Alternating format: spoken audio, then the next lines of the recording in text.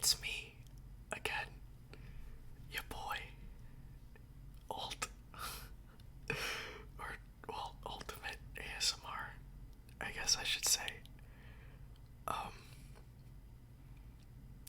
I lost my train of thought. I'm not gonna lie, but yeah, welcome back to another story time video. I hope you all had a wonderful day today, and I hope you're relaxed, and I hope you're ready to get back into the story. So the last time, well, where we left off last was chapter 8, where, well, the last thing that happened was Reynolds at the dinner table told Alice that he thinks they should get Arthur a tutor, like an actual tutor, because Reynolds doesn't think he can. He basically thinks that he's holding Arthur back, because, Arthur's a baby genius. So, as you can probably tell by my incessant giggling, I'm really excited to get back into this, because this is when things start to get really good. So, actually, before I start, I'm gonna see where I need to stop.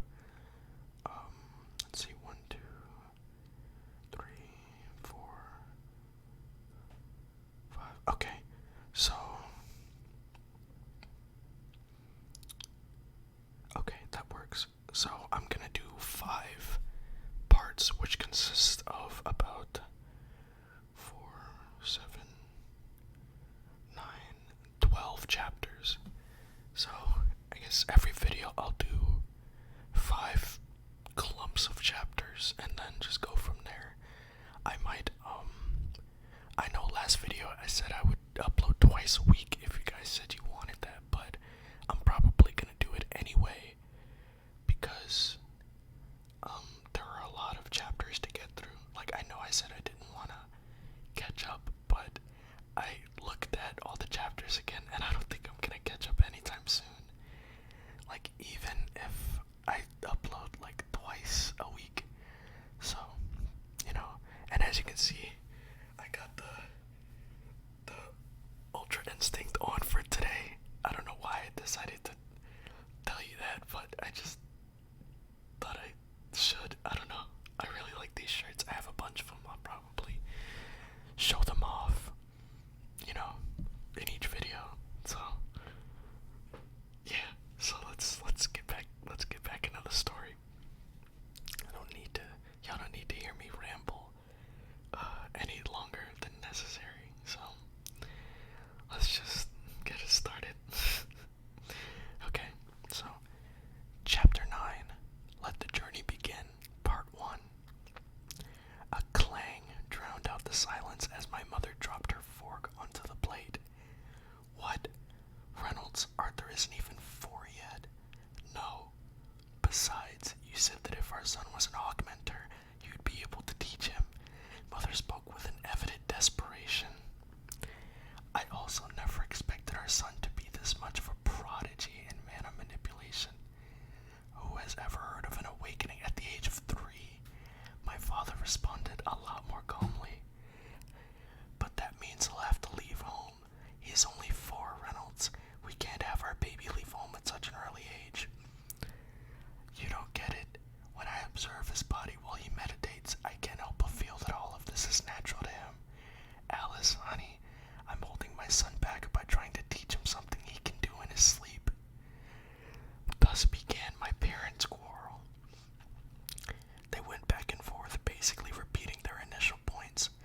Mother kept saying that I was too young. Father kept saying that they couldn't hold me back from reaching my full potential, blah blah. In the meantime, I was playing a game of war with my food. The bees attacked for the Mother Empire, while the carrots of the Father Nation desperately defended their land. Finally, my parents settled down, and my father turned to me. Art, this is concerning you, so you have a say in this as well. How would you feel about going to a big city and having a teacher? Fantastic.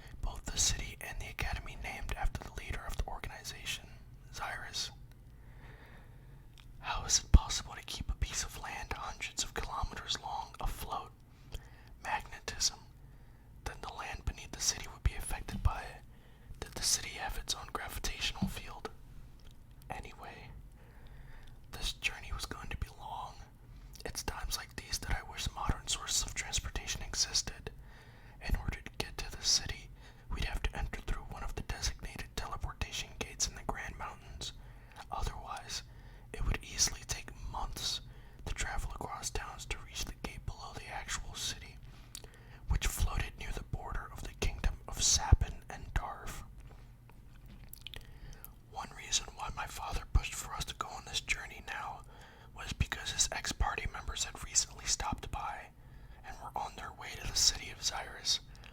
Going now with them meant that we had 3 augmenters and 2 conjurers, along with my mother, who was a rare emitter, and my father, a B-class augmenter. While the mountain range didn't have any mana beasts, there was still the potential danger of bandits and wild animals.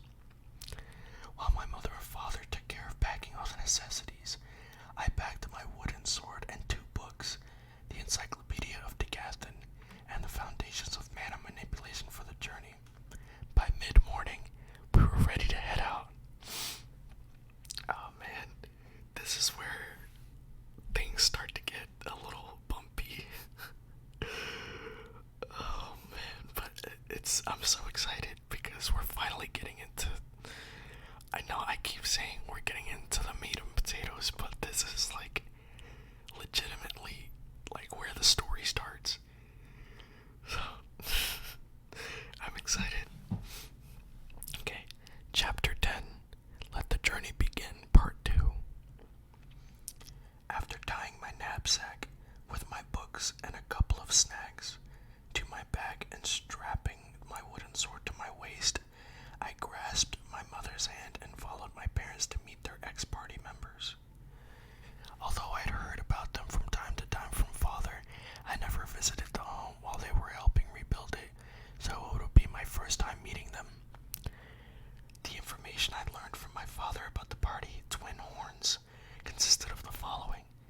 Helen Shard, female augmenter specializing in magic archery.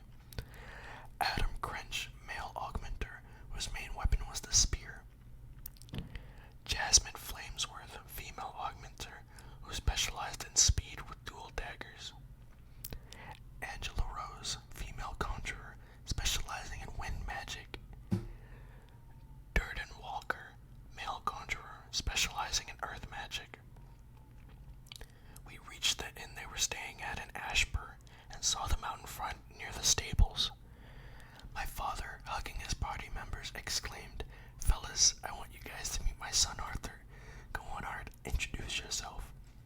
Giving a slight half bow while looking up at them, I introduced myself. "Hello, my father has told me great things about his fellow Twin Horns members. Thank you for traveling with us to Xyrus. Will be in your hands." What is this? Such manners. Are you sure he's your son, right? The one to respond was the spear wielder, Adam. Taking a closer look at him, he seemed like the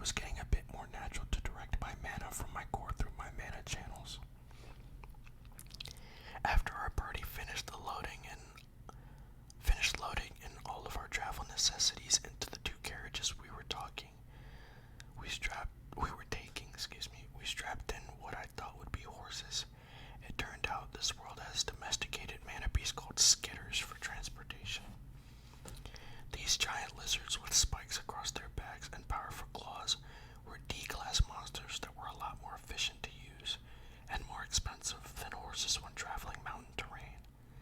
Let the journey begin. By nightfall, the once distant mountain range, seemed to have doubled in size. I wondered how big the Grand Mountain Range would be when we reached the foot. Needless to say, I was excited to get out of the tiny outpost of Ashburn that is my hometown.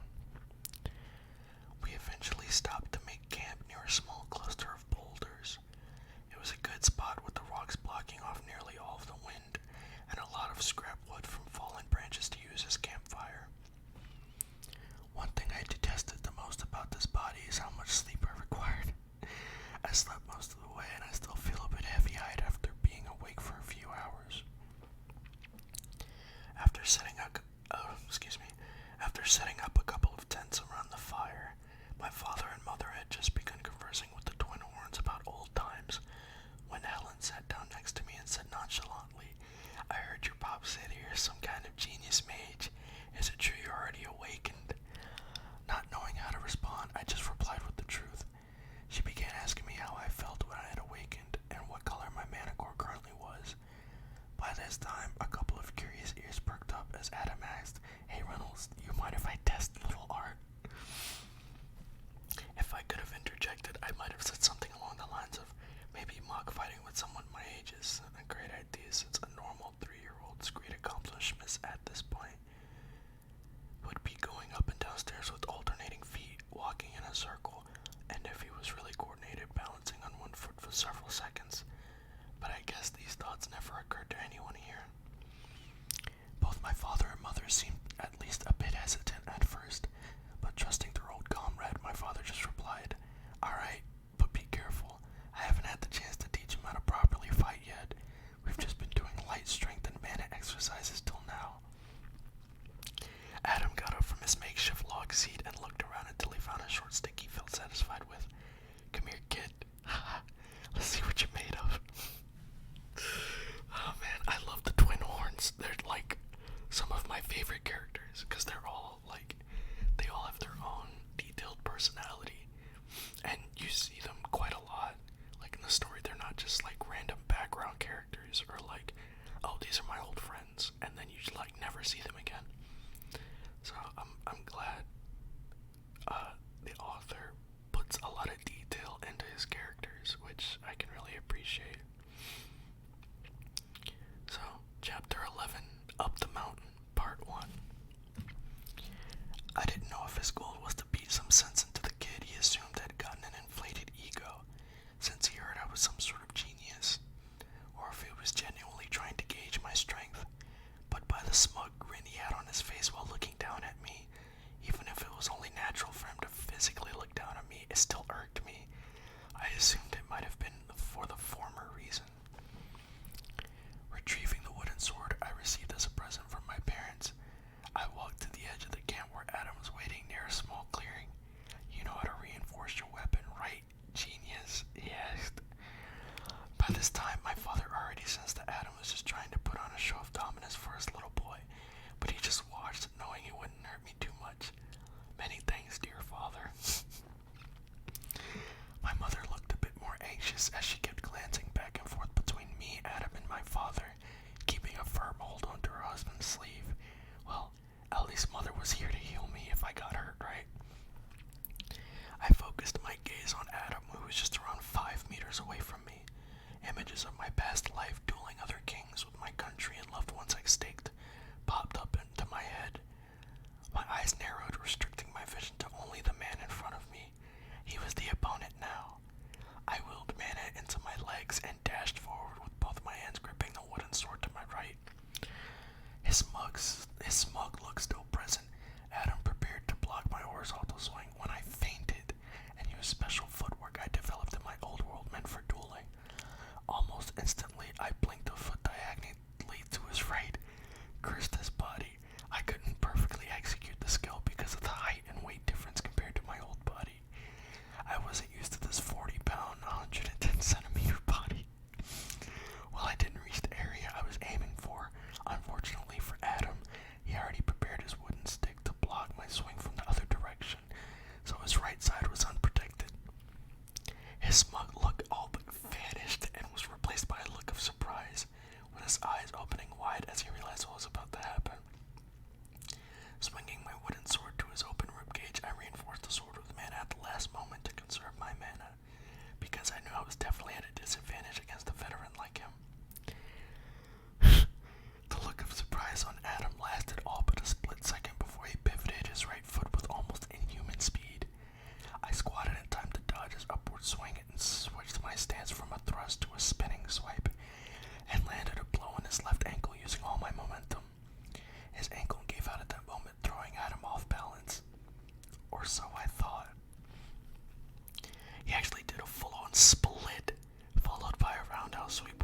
legs as soon as he was on the ground.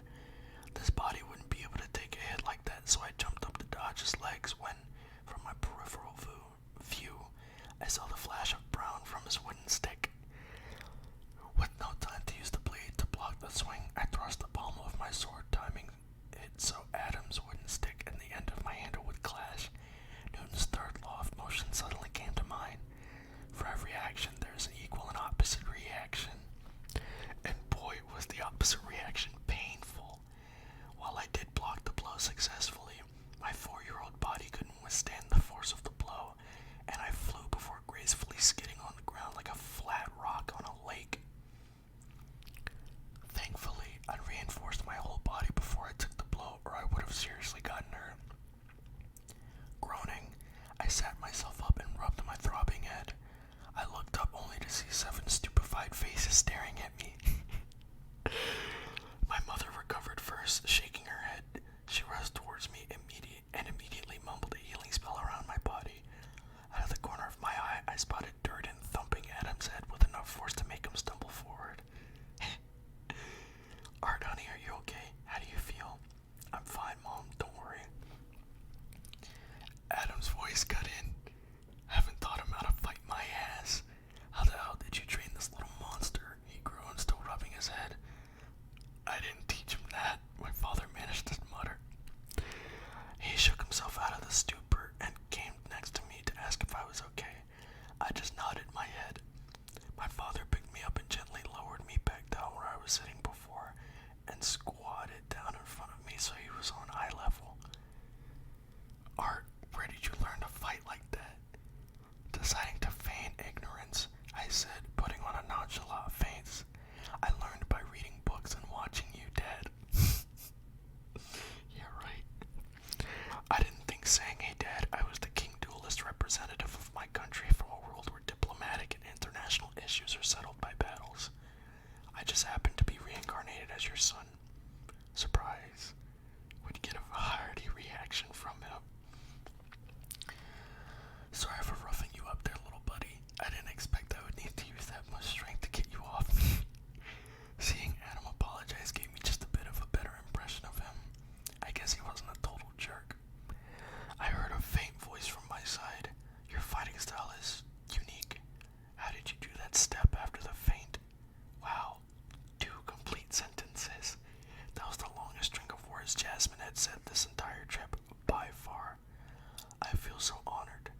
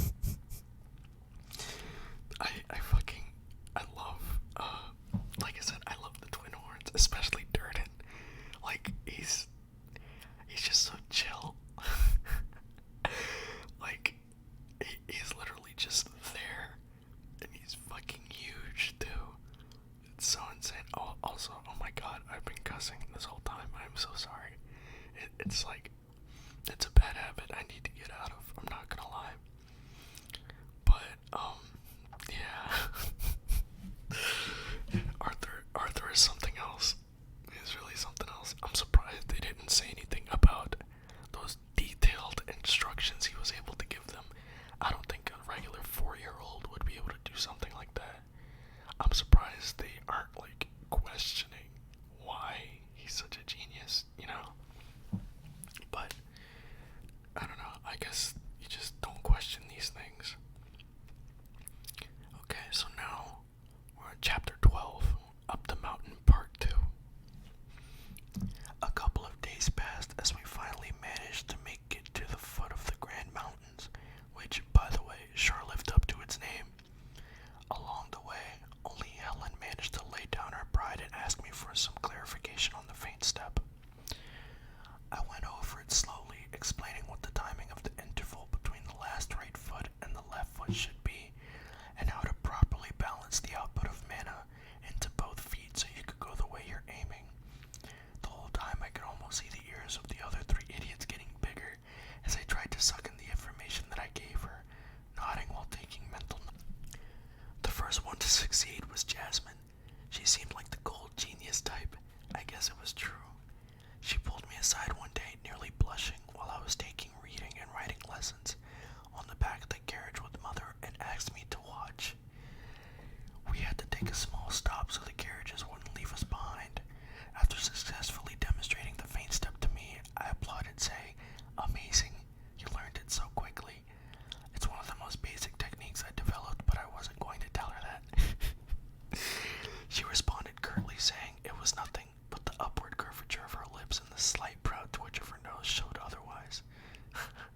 She's happy. By the time we had arrived at the foot of the Grand Mountains, all four of the idiots managed to learn the technique, changing it slightly to fit their own fighting style.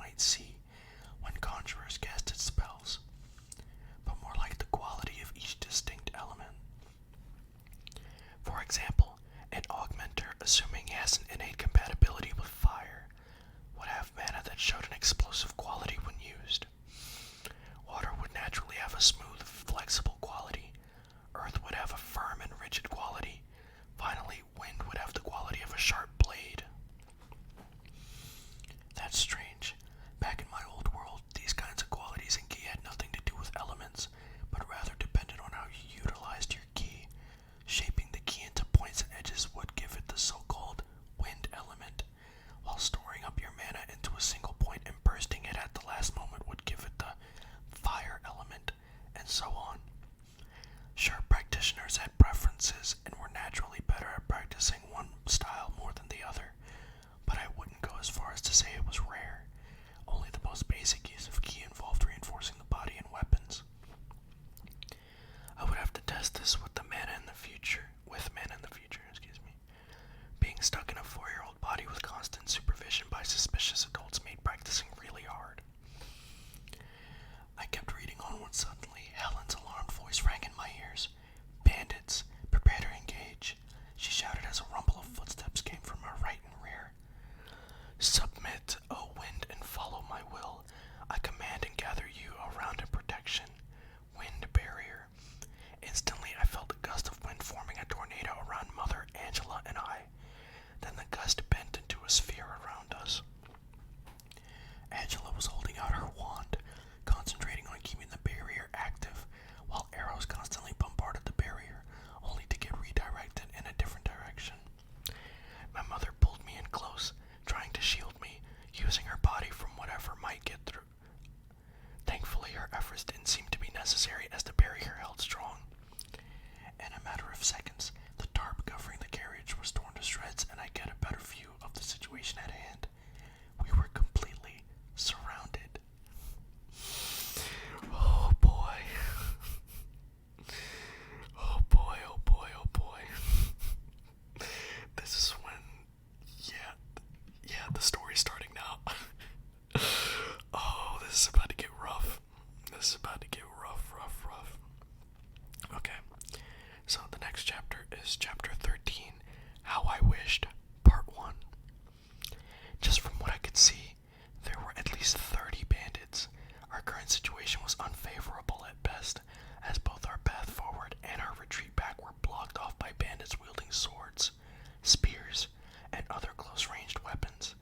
On the mountainside to our right, there were archers positioned atop a cliff, their bows aimed at us, while only the steep edge of the mountain with looming fog beckoned to our left. Jasmine, Durden, and my father seemed to be fine with no visible injuries, but Helen had an unhealthy pale complexion that seemed to be a result of the arrow jutting from her right calf. A bald man with multiple scars deforming his face and a body of a bear carrying a giant battle axe spoke out. Look what we have here, boys. Pretty good catch. Leave only the girls and the kid alive. Try not to scar them too much. Damaged goods will only sell for less. He snorted with a smirk that revealed a nearly toothless grin. Damaged goods. I felt my body temperature rising, tensing from a smoldering anger I haven't felt towards someone in a while. Being sheltered in the bubble of my home had almost made me forget that any world has its own share of trash like him. I was ready to rush towards this brute, almost forgetting the fact that I was now in a 4-year-old's body, when my father yelled out, "There are only 4 mages and none of them seem to be conjurers. The rest are normal warriors." Faint mana fluctuations around a person's body made mages distinguishable compared to normal humans, only apparent if studied closely. As for whether they were an augmenter or a conjurer, making an inference based on physical structure and the weapon they were holding gave me a pretty solid idea. I could visibly see how quickly my father reverted back to his former adventurer days, when he had once led the Twin Horns, as his expression held a wisdom that only came from experience. He donned his gauntlets, shouting, "Safeguard formation." Adam quickly arrived behind us as he faced the back of the road, spear pointed, while Jasmine and Helen came to our left with both of their weapons unsheathed. Facing ahead, my father and Durden faced the mountainside, positioning themselves to protect us from the archers overhead. Meanwhile, Angela maintained her position, preparing another spell as she kept her wind barrier active. Gather and guard my allies, O benevolent earth. Do not let them be harmed. Earth wall. The ground rumbled as a 4-meter earthen wall transmuted up from the ground, curving in front of Durden. Using that moment, my father burst forward, raising his gauntlets in a guard position against the arrows towards the enemy archers. Moments later, Angela finished her spell and unleashed a torrent of wind blades aimed at the front and back of the path. That was apparently the cue, as Adam and Jasmine shadowed behind the wind spell, arriving in front of distraught enemies that were covering their vital. Against the flurry of blades, Helen remained, her arrow nocked and bow drawn, imbuing the tip with mana that shined in a faint blue light. It didn't take a genius to realize that this arrangement was ideal for protecting valuable goods or people. With 2 layers of protection from the conjurers, and an archer mage ready to snipe anyone who managed to cause the assaults of Adam, Jasmine, and Father into the defensive line, it was a standard yet well thought out formation. "Warrior coming your way, Helen," Adam shouted as he dodged the swing of a mace, delivering a precise swipe to the jugular of the unfortunate bandit. His eyes widened as he dropped his weapon, desperately trying to seal the fatal wound. With his trembling hands, as blood spurted out through the gaps between his fingers. Mother was holding me firmly in her bosom as she tried to shield my eyes from the scenes of gore happening around us. Fortunately for me, she wasn't looking down at me, so she didn't realize that I could see fairly clearly. Meanwhile, a scruffy middle-aged man wielding a machete lunged towards Angela, hoping to disrupt the spell. Although the Windblade spell didn't seem all too powerful, it provided a painful distraction that was keeping us on equal footing despite our lack of numbers. I tried to free myself to block the man before he got in range to attack Angela, but before I could pull myself away from my mother, it was already over. The fierce sound of the show came only after the arrow had done its job. Helen's shot had carried a force powerful enough to pierce through the armored chest of the machete-wielding bandit and lift him up and back a half-dozen meters, nailing him into the ground. I took a brief moment to take a mental note. Wise men ought not to piss off Helen. Helen's eyes narrowed as she knocked and drew another bow. Focusing, I could faintly see the mana gathering into her right eye as she shut her left. Soon, another reinforced arrow streaked through, followed by a sharp hiss, ignoring all opposing air resistance as it closed in on another enemy fighter. This man vaguely resembled a smaller Durden, except more muscular and with more of an angular face. His brows furrowing in concentration, his giant sword, which was his height, had somehow reached the arrow in time, generating the sound of a bullet hitting metal. The enemy fighter slid back, but wasn't harmed as he anchored his greatsword into the ground, using it to balance himself. However, before he even had the chance to smirk in content, a second arrow pierced through his forehead. It was a grim sight, seeing the light drain from his eyes. Jasmine was engaged in an intense duel against an augmenter, whose weapon was a long chain whip. It looked like Jasmine was at a disadvantage since the range of her 2 daggers was lacking. She was doing all she could to dodge the erratic movements of the whip. By now, it was evident that the enemy had realized how much she was struggling as she jeered while licking his lips. "I'll make sure to treat you well before we sell you off as a slave, little missy. Don't worry. By the time I'm done training you, you'll be begging to stay with me," he hissed, followed by another lick of his lips. The very thought made me shudder, but at this point, all I could do was clench my fists in frustration. Against a fighter, I had a chance. Against an adult augmenter, I didn't have the confidence in winning.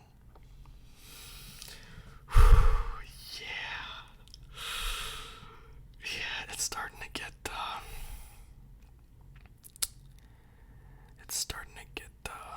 rough. Yeah. Let's see here. Hold on. 1, 2, 3, 4, 5. Okay. So next is Chapter 14,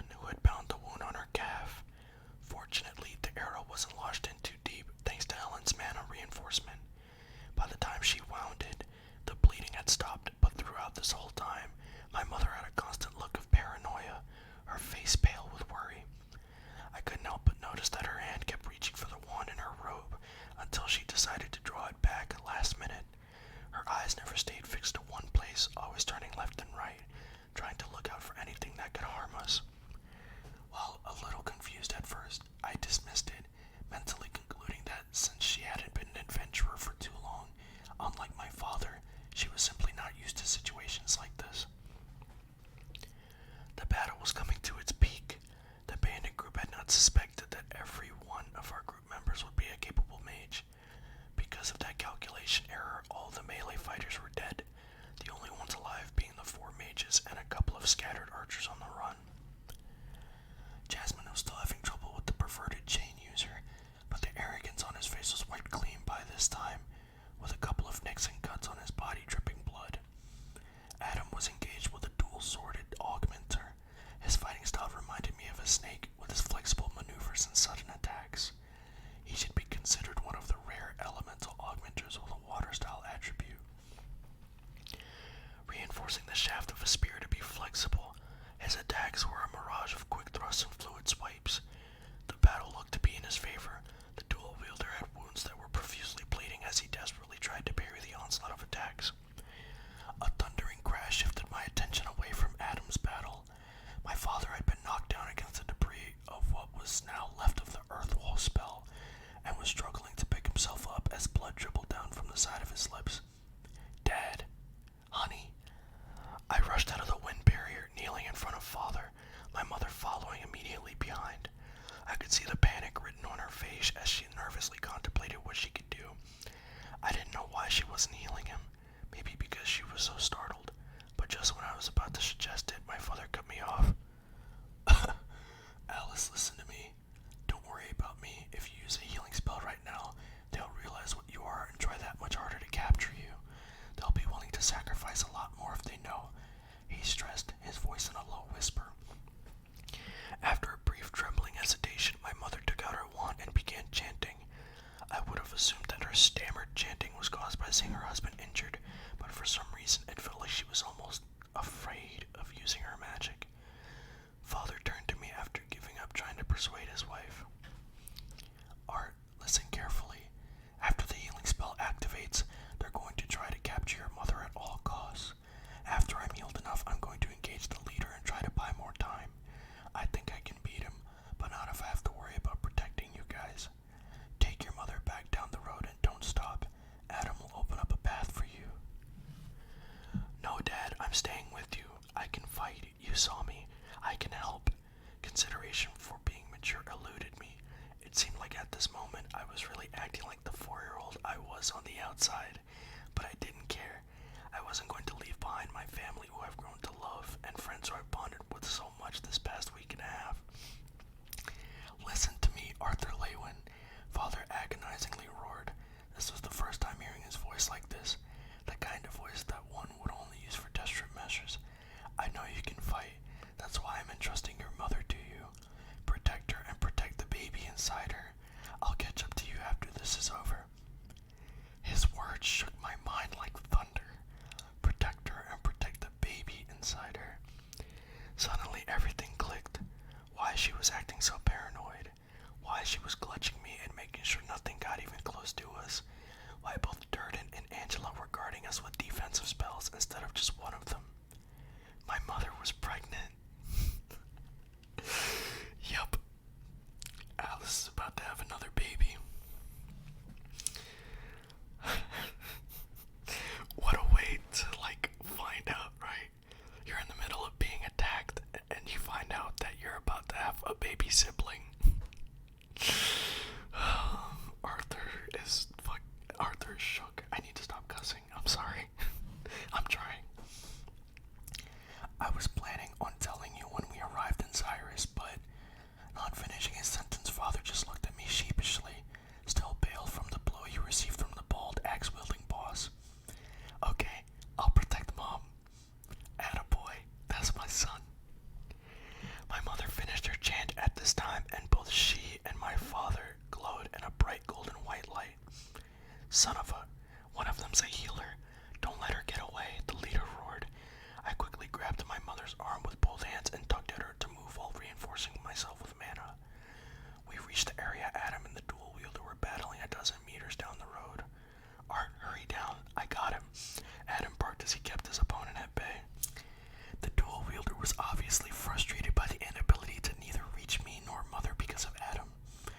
We hurried down the slope when I heard a faint whiz sound to our left. Acting on instinct, I jumped up, bringing my wooden sword up, and reinforced my whole body and the sword to withstand the blow of the incoming arrow. A splintering crack resonated as the arrow met the wooden sword. Fortunately, the arrow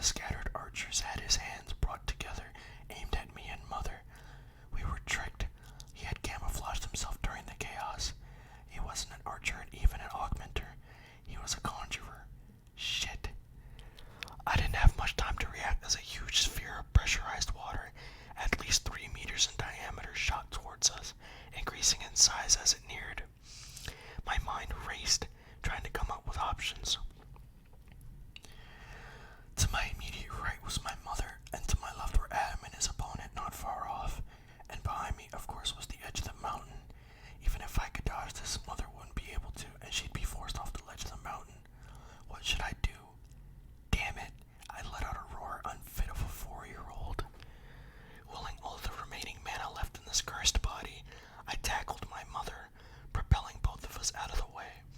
I quickly realized that my 40-pound body didn't carry enough momentum to push both of us out of range of the water cannon. No choice. If I was going down, I was going to make sure to take that bastard down with me. I channeled mana into my arms and pushed my mother farther down, out of range. In that moment, everything seemed to be moving in slow motion, as my mother's eyes slowly widened in panic and disbelief. She might get a pretty bad bruise from the push, but minor bodily injuries were the least of my problems at the moment. If she didn't want to get hit with another spell, I had to get rid of this conjurer. Unsheathing the knife Jasmine gave me from my waist, I imbued it with mana. What I was trying to do, I had only done with ki in my old world, never with mana. After willing mana into the knife, I threw it like a boomerang, aiming it at the conjurer, who was still concentrating on the water cannon. Barely curving around the edge of the giant cannonball of water, I heard the firm thud of the knife meeting skin. The mage let out a shrill howl of pain, followed by a string of curses indicating that the mage wasn't dead. Losing concentration, the mage's water cannon lost shape, but unfortunately, there was still a surge of water strong enough to push me off the cliff. Time for Plan B. Plan B was just in case my initial throw couldn't kill him. I managed to succeed in the gamble of Plan B, and I was creating a thin string of mana attached to the knife, currently engorged somewhere in the conjurer's body, to my hand. I tugged back on the mana string just as the spell rammed against my body like a brick wall, knocking every ounce of air I had in my lungs and most likely breaking my ribs. Like a fish caught on the line, I could hear the mage's scream over the gushing tide of water as he was helplessly dragged down with me by the force of his own spell. Even as my vision began darkening, I was able to see the battle coming to an end. Father and Helen had just managed to kill the leader. Angela, providing Jasmine with backup, allowed them to put the whip user on his last stand. Meanwhile, I spotted Durden as he was desperately conjuring a spell in order to save me, but I knew it was too late. The spell had knocked me too far away. Still, I was comforted in the fact that everyone would be okay. Maybe the only thing I would regret was being unable to see my baby sibling. With that, I felt the cold grip of sleep steal me away. Damn, I had always wanted to be an older brother. Oh man, this is fucking... I need to stop cussing. Oh my god. Oh my goodness, but like... this is insane. I remember when I first read this part, I was so, like, torn, because I really didn't want him to die. Like, the fact that he was about to be, like, an older brother, I was just like, it's so exciting, and then all this stuff is happening, and he just gets knocked off a damn cliff. Like, come on, dude. Just give him a break, he's literally only 4 years old. Shaking my head. Okay, I know I said I was gonna do 5 clusters, but it's getting late, so I'm gonna only do 4, which is these next 2 chapters. So, next up is chapter 16, Questions, part 1. The blurred sight of a familiar setting made me blink a few times to reconfirm that what I was seeing wasn't a dream. From the looks of it, I seemed to be back in my old body. Getting up from the couch that I was sitting on, I left my room in the castle. A young maid, who had been waiting for me just outside, greeted me respectfully immediately on sight. Good morning, King Gray. I didn't even bother glancing towards her direction, walking as she followed a couple of meters away.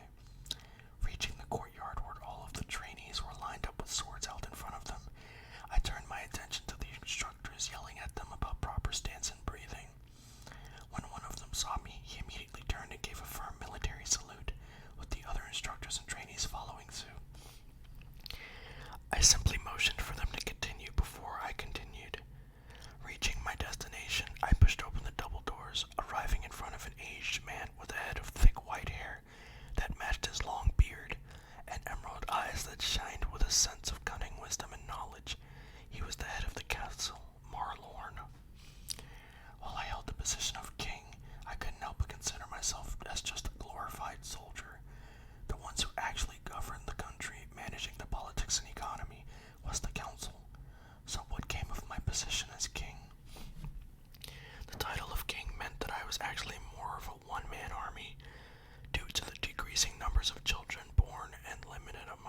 resources. The councils of each country assembled and, after countless months of discussion and arguments, came to the conclusion that if wars continued to exist, we would eventually wipe ourselves out.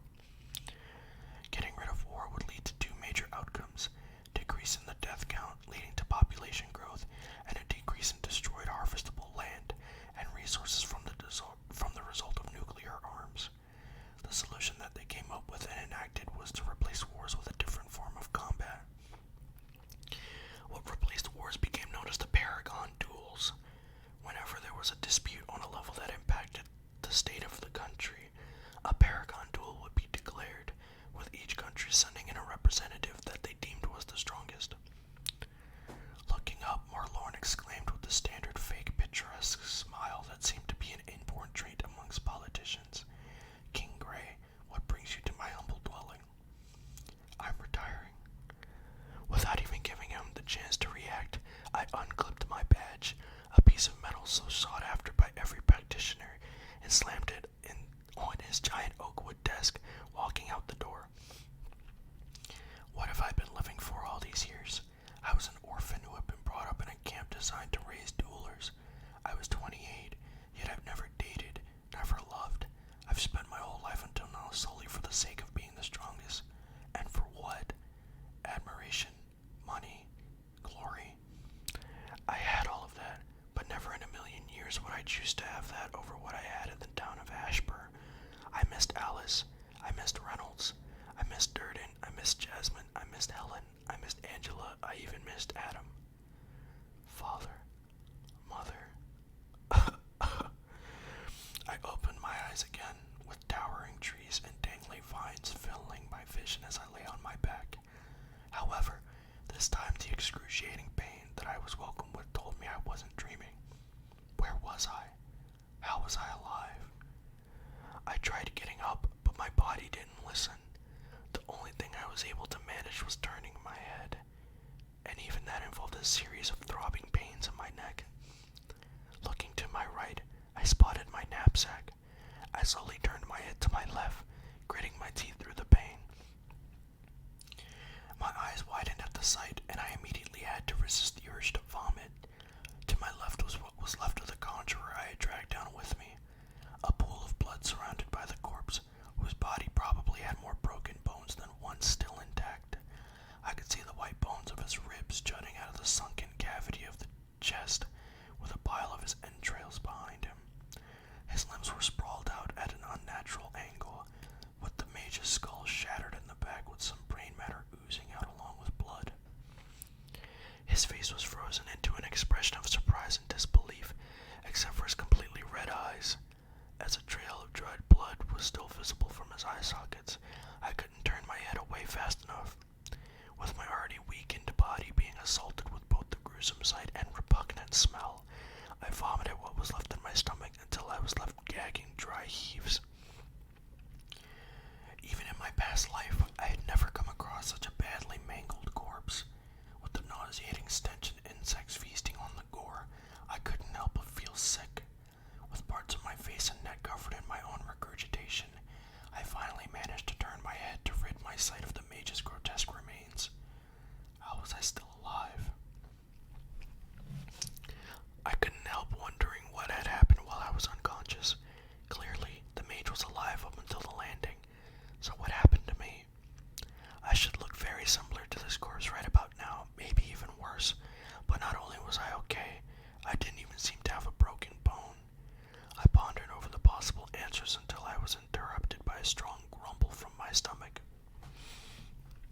Again, I tried getting up, fighting through my body's protests. The only parts of my body that seemed to be listening to me as of now was my right arm and my neck up. I willed my mana into my right arm and used my fingers to claw my way, dragging my body to reach my knapsack. It couldn't have been more than a meter away, but it took over what felt like an hour until I finally managed to reach it.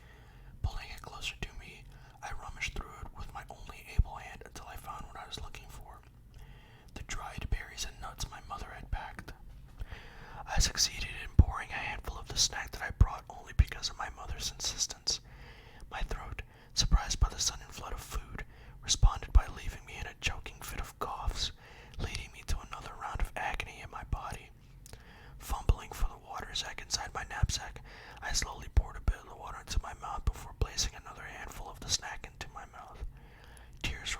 the sides of my face and into my ears.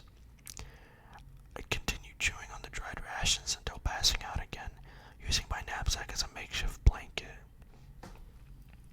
My eyes fluttered open as I stirred awake from the brisk bite of cold. Looking around, the position of the first rays of light peeking through the mountains told me it was dawn. This time I was able to get up, but only with the help of mana. I carefully inspected all of my body, making sure everything was in place before allowing myself to relax. First things first, I made my way to the corpse of the mage while trying to avoid looking at the heinous injuries that caused his demise. Spotting the knife I was looking for, I quickly jerked it out of his thigh. I wasn't sure how long I would have to be here, so having a weapon was critical. Oh, you're awake. I instantly got into a fighting stance, gritting through the pain from the sudden movement with my knife in hand, turning to face the carcass. I swear to God if this corpse is the one that's talking. A melodic chuckle made me look around for the source of the voice. Don't worry, you won't have to worry about that corpse reanimating. The voice that seemed to come out of nowhere had a dignified, yet soft quality emanating a sense of royalty. It was a powerful and resonant, yet silky and soothing sound that made you want to trust it. Still on guard, I managed to mutter a less than elegant response. Who are you? Are you the one that saved me? Yes, to your second question. As for the first, you will soon find out when you arrive at my dwelling. This voice seemed awfully sure that I would try and find it. As if reading my thoughts, she continued, I am the only one that will be able to get you home from this place, so I advise you to make haste. That jerked some sense into me. That's right, I had to get back home. Mother, father, the twin horns, my baby sibling, are they alright? Did they reach Cyrus safely? If the voice could really take me back home, I had no choice but to find it.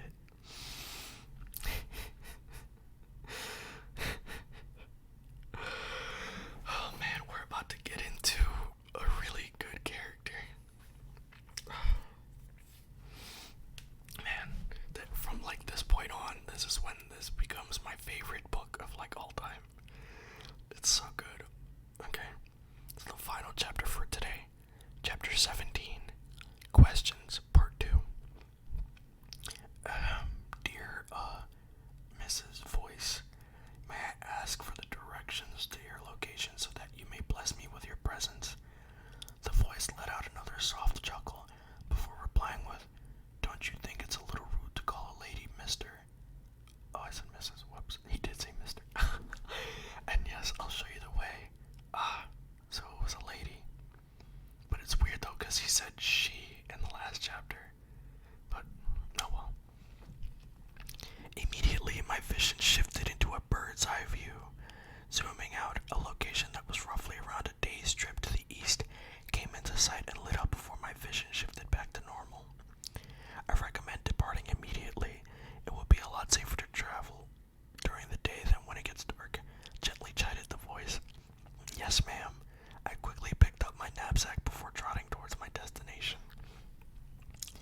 It became less painful with each step, and by mid-morning, I was only left with a few aches here and there. Whatever that lady did was some powerful magic. I've never heard or read of casting a spell that much of a distance. Or maybe she left after casting the spell right before I landed. Then how could she have known that we were falling, and why did she only save me? The more I tried to solve the mystery, the more questions I seemed to end up with.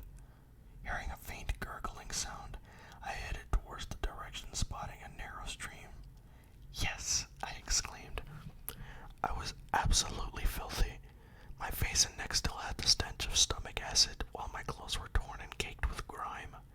Almost sprinting, I cannonballed into the stream, vigorously scrubbing clean my face and body. Taking off my clothes, and after briefly washing them, I laid them down on a nearby rock to dry. After finishing the refreshing bath, I walked towards my still damp clothes when... how pleasantly carefree.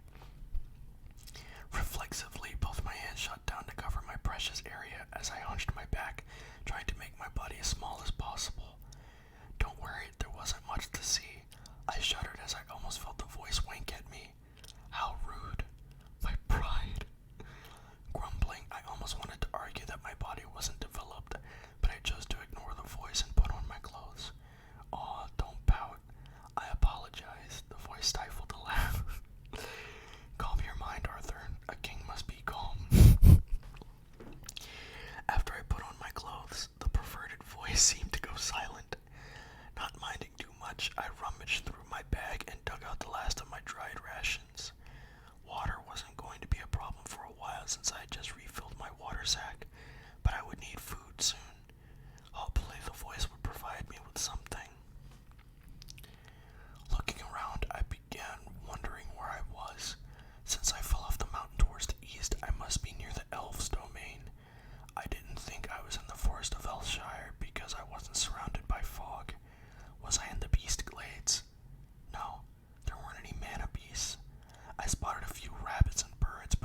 to see anything else.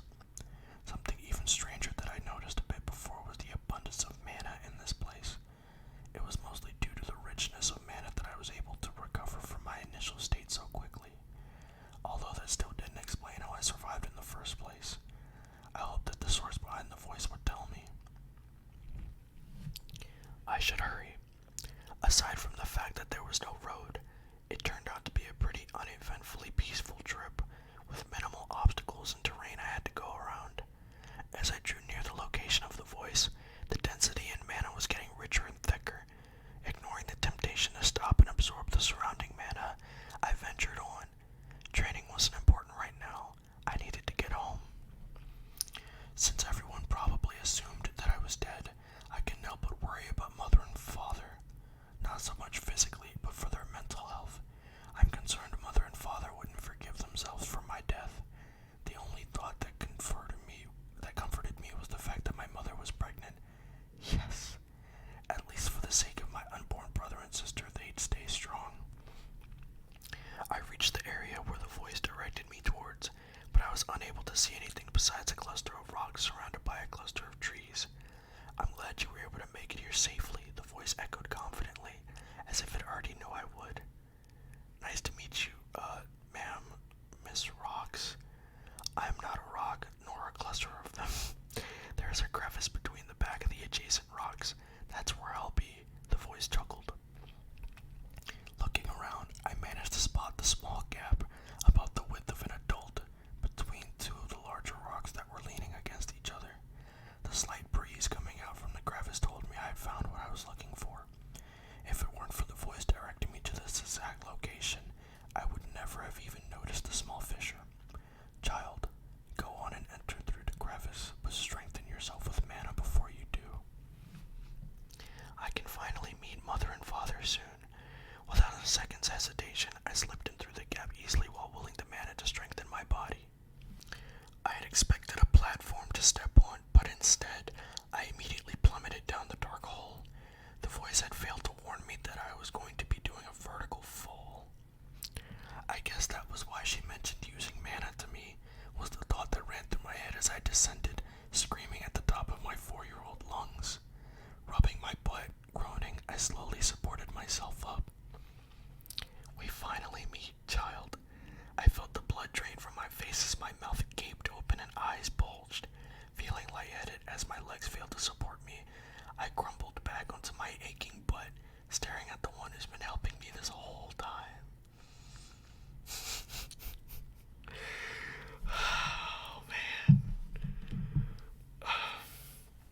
Damn, I need to start recording these earlier, cause like I don't want to keep stopping at like really good parts or like parts with cliffhangers, cause I really want to get into what's coming next, but I'm tired. It's really late. It's like almost 3 in the morning. So yeah, I'm gonna go ahead and end it here. I hope you enjoyed the story so far, and if you made it this far, I appreciate you watching. If not, I hope you rest well. I hope you have wonderful dreams, if any. Like I said, I appreciate you watching. Subscribe to this channel to see more.